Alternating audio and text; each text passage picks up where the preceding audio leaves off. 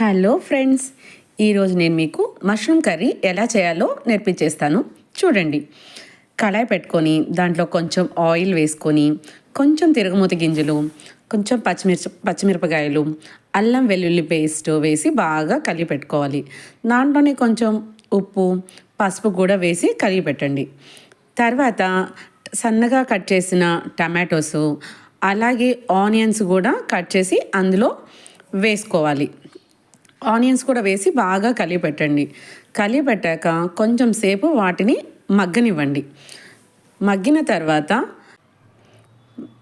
తర్వాత మనం ఆల్రెడీ తెచ్చుకున్న మష్రూమ్స్ ఉన్నాయి కదా, అవి చిన్న ముక్కలుగా కట్ చేసుకోవాలి. కట్ చేసుకున్న తర్వాత మనం కొంచెం పసుపు, దాంట్లో కొంచెం ఉప్పు వేసి దాన్ని మంచిగా క్లీన్ చేసుకోవాలి. ఎందుకంటే దాంట్లో ఏమైనా ఫంగస్ లాంటివి ఉన్నా కూడా వెళ్ళిపోతాయి. దాంట్లో నుంచి ఆ వాటర్లో నుంచి ఆ మష్రూమ్స్ని కొంచెం ఆ వాటర్ రాకుండా గట్టిగా పిండి మనం ఒక ప్లేట్లోకి తీసుకోవాలి మొత్తం. తర్వాత ఆల్రెడీ ఇక్కడ చూసారా, ఆనియన్ అండ్ టమాటోస్ రెండు మగ్గుతున్నాయి కదా.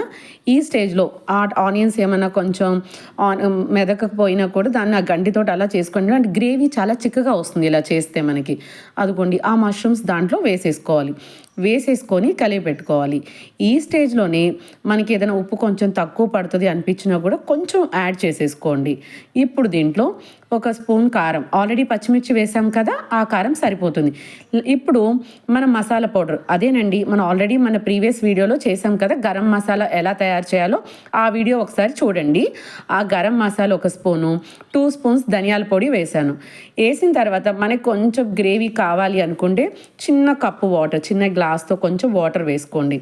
ఇలా మొత్తం మిక్చర్ రెడీ అయిపోయింది. ఈ టైంలో కూడా ఒకసారి సాల్ట్ కావాలంటే చూసుకోండి. మూత పెట్టేస్తే టేస్టీ మష్రూమ్ కర్రీ రెడీ అయిపోతుంది.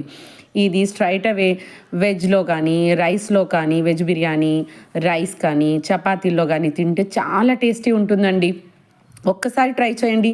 ఇలాంటి మోర్ రెసిపీస్ కోసం మా ఛానల్ని ఫాలో అవ్వండి. మీ యొక్క అభిప్రాయాన్ని కమెంట్ రూపంలో తెలియచేయండి. చూడండి ఎంత కలర్ఫుల్గా ఉందో. నచ్చితే దీన్ని మీ ఇంట్లో కూడా ఒకసారి ట్రై చేయండి. అలాగే మీ ఫ్రెండ్స్ అందరికీ షేర్ చేయండి. చాలా బాగుంటుందండి. ఏమంటారు?